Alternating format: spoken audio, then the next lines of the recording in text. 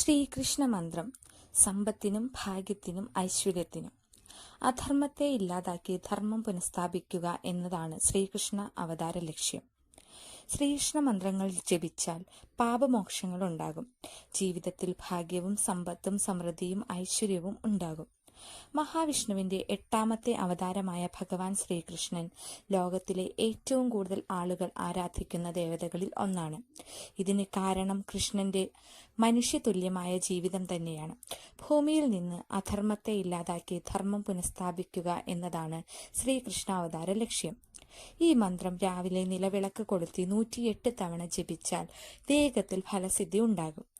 മന്ത്രം ഇതാണ്: കൃഷ്ണായ വാസുദേവായ ഹരയേ പരമാത്മനെ പ്രണതക്ലേശനാശായ ഗോവിന്ദായ നമോ നമ.